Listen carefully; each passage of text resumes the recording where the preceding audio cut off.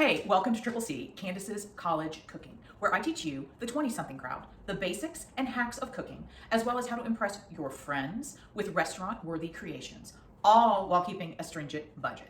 In today's episode, I'm going to teach you how to prepare one of the very first dishes I ever learned to cook, and I still entertain with it today, stewed pork chops. Now, you're probably looking at this going, what am I gonna do with that? Is that pork? Is that snake? What is that? It's pork loin. What you're gonna need today is a large skillet, 2 brown paper lunch bags, put one inside the other one. You're gonna need a large sweet onion, yellow onion, sliced. Check out the humble onion if you need to know how to slice. You're gonna slice it latitudinally. Thick cut pork chops, which I'm gonna show you how to deal with here in just a second. I prefer boneless, but you can certainly use bone in. You'll just have to adjust the cooking time. You need some all-purpose flour or whatever flour you have, salt, pepper, Cavender's if you have it, and then either water or chicken broth. And again, disclaimer, if you're of age, some white wine. I buy a large jug of white wine for cooking, inexpensive, maybe $10. And if you're thinking, again, why would I waste wine on cooking? You can certainly just use water or broth. Okay, let's start with the pork chops.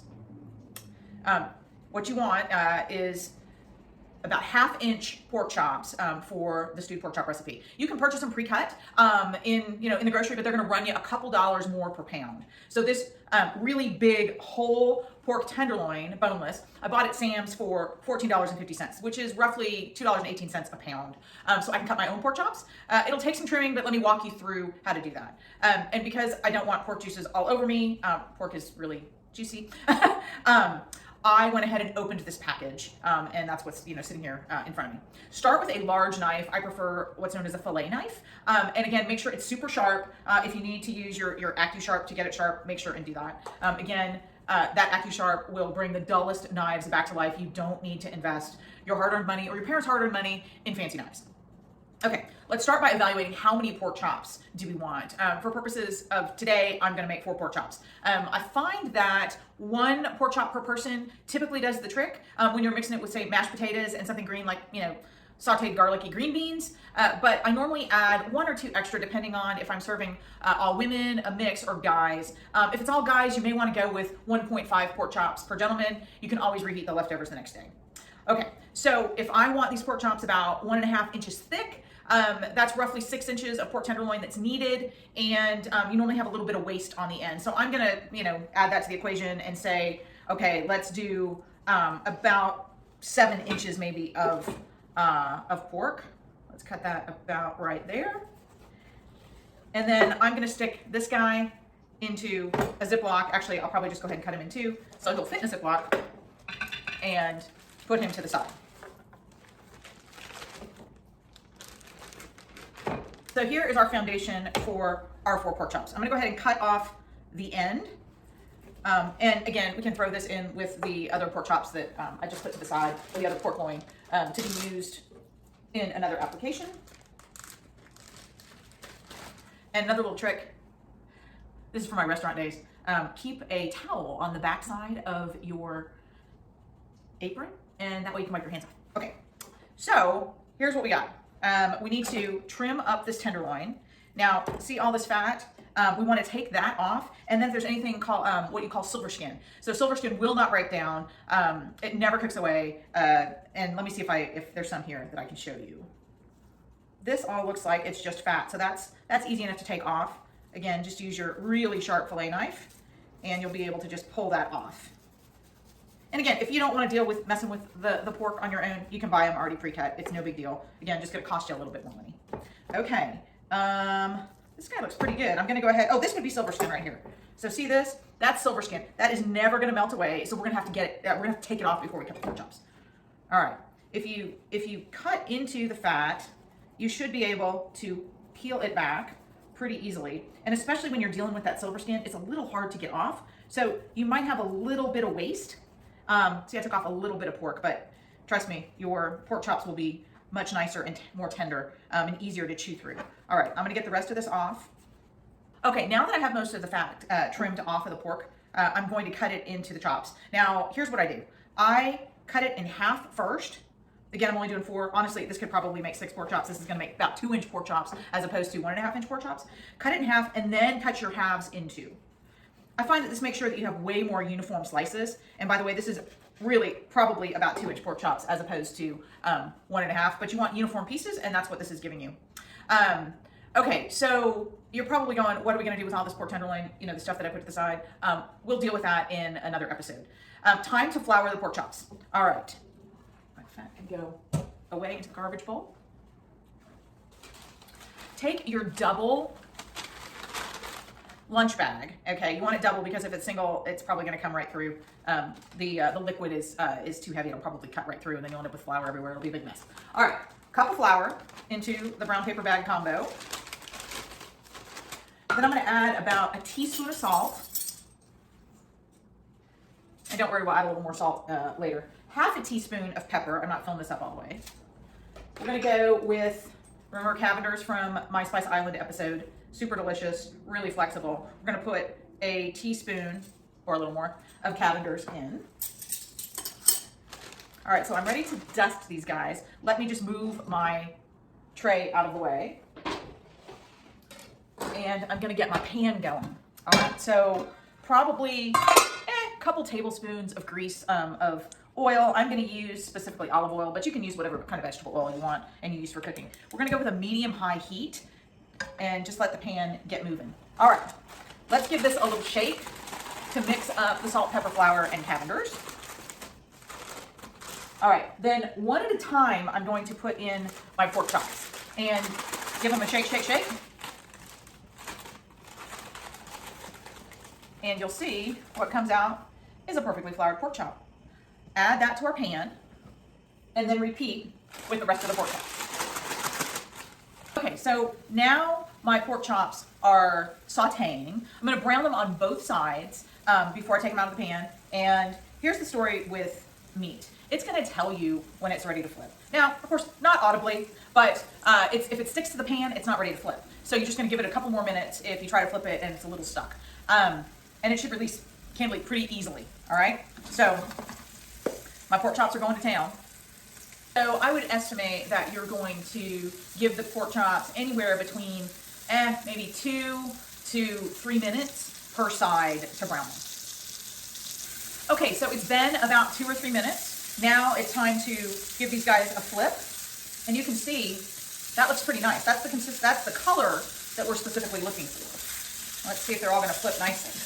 Wow, that looks good.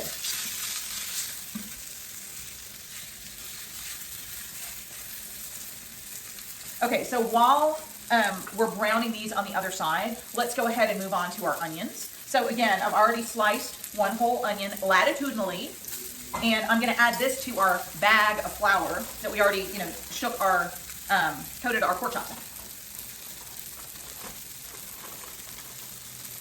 Don't worry about breaking up your onions as you're, putting them in the bag. They'll break up once we get them in the pan. Okay, so it's been about 2 to 3 minutes on the other side, and let's see how these guys are coming out. Looks pretty good. So what we want to do is we want to just move these over to a plate and set them aside. And again, you're not cooking through these pork chops right now. We just want to get a sear on them basically. All right, now, pan's really hot. Now we're going to add all those onions into the pan, including all the flour. All right, and that flour is going to help make a great gravy. Let's give these a little stir. We're gonna throw in a little more salt, and then we're gonna cover them. And we're gonna let them sit for, again, we turn the heat down to medium. I'm gonna let these sit for probably 3 or 4 minutes, and that they will start to sweat out their liquid and saute up. Okay, so it's been about 5 minutes on the onions, and you can see that the flour has started to brown. You want to give these a good stir. And then we're going to put in our pork chops. So add your pork chops back in. Doesn't matter which end is up. And you're also going to add any residual juices that are on the plate. Okay. Now, back to the great debate on what liquid to use. When I learned to make these, it was water all the way. and they were delicious. But as I aged, I adapted the recipe with chicken broth and wine. Chicken broth can be pretty pricey, so a couple of tricks. One, really the cheapest place I found to buy chicken broth is Walmart. You can get 32 ounces of the great value broth for $1, which is pretty much a steal. Second, I will normally buy my chicken stock or chicken broth at Sam's. I buy them in a pack of 6. It's $7.50, which equates to $1.25 per 32 ounces. Also, Publix and Kroger run BOGOs, and they also have their in-house brands, which can be cost effective. And finally, when I was younger, we only had bouillon cubes, okay, which were not really a good substitute. Now you have this thing called chicken base. This container is $6 for 16 ounces, but 16 ounces will last you a long time. And literally you add 1 teaspoon of this chicken base for 1 cup of water. And since we're adding 4 cups of broth at least to our stewed pork chops today, that would be 4 teaspoons. So you can tell it'll last a long time. There's also other brands like Better Than Bouillon, which are great, but they'll cost you basically double the price of this. All right, so to wine or not to wine. If you want to add wine to the sauce, go half and half. So that's 2 cups of water and 2 cups of wine. So that's the way I'm going. This is a 2-cup measuring cup. You could go 1 cup wine, 3 cups of broth if you want to make your investment last a little longer. All right, and 32 ounces equals 4 cups. So let me add 2 cups of broth.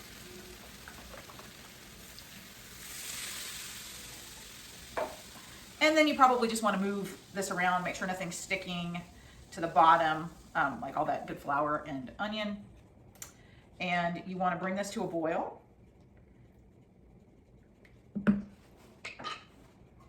And you're going to cover it and simmer it for anywhere between 1 to 2 hours, or candidly all day. You just want to keep an eye on the liquid level. If you're ready to serve and your gravy's too runny, literally just take the lid off and boil it down for about 5 to 6 minutes, and likely your gravy is going to end up being the right consistency.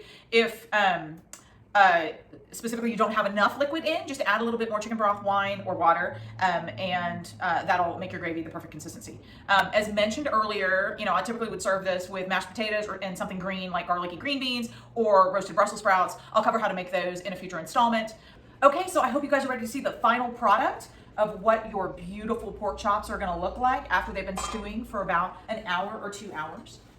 As you can see, they look beautifully browned. My gravy is nice and thick, and I can guarantee you this, they are delicious. If you found this episode informative, please subscribe to my channel, like this episode, and share on social. Thank you for watching Triple C, and remember, to share a meal is to share a life. Enjoy.